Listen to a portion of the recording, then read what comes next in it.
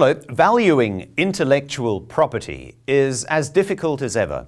It doesn't generate cash in and of itself.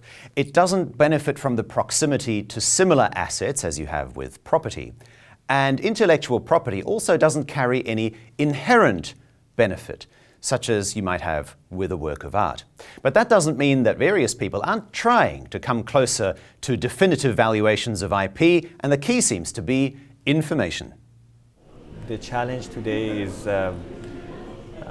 lack of agreements for buyers and sellers, and that's due to lack of enough information. And because they can't agree on the same terms, we see a rise in litigation, and that has kind of blocked the transaction market that should be there. But it's not just the amount of information. The quality obviously also matters. Frankly speaking, even they have a lot of information, there is still something blank. They don't really feel 100% secure. So this is a challenge for the clients to realize the real value of the patents. One solution lies in crowdsourcing the value. Companies such as Article 1 Partners and Petexia take patent valuing requests to their communities of thousands of experts. We tap into our network for every kind of patent, and we cover all types of subject matters. And for some of these, we use a contest-based model. So, for example, for validity and infringement, it's all about information. If you have the right information, you can make the right decision. And for some others, like we may just ask or get one expert for direct consultation in that particular topic. The problem is that patents don't exist in isolation, and pricing is also impacted by litigation.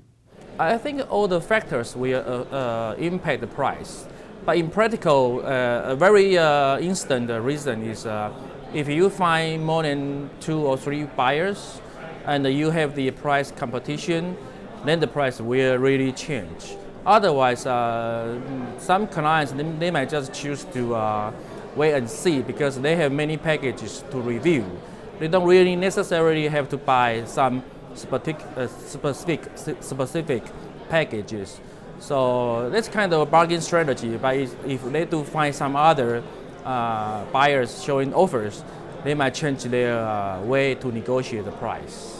Non-practicing entities make it a business to establish correct pricing of intellectual property, but they don't necessarily have all the answers either.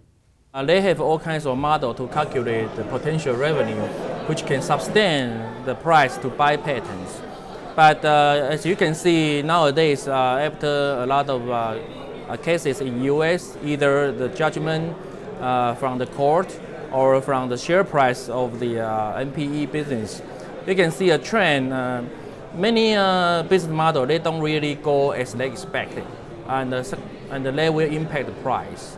Kevin Jekyll runs Unified Patents, which aims to defend patent owners against NPEs.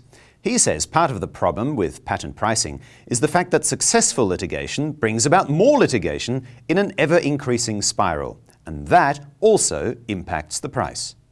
One of the things that really makes us different is that we do not pay NPEs for licenses. And so we have a kind of deterrent effect where we're not contributing to reinvesting in NPEs, monetizing a technology area over and over and over again. Perhaps in the end it doesn't matter what the price is, as long as you have a willing buyer. And when we talk about the price with our clients, they don't really disclose too much detail about how they calculate the price. But we can see a range from a macro point of view. It's really going down. And every company have different interpretation on the price. So yes, yeah. But I think our position is very clear. If no transaction, there is no price. People can have their own numbers, but if their number cannot lead to a transaction, it's just for reference.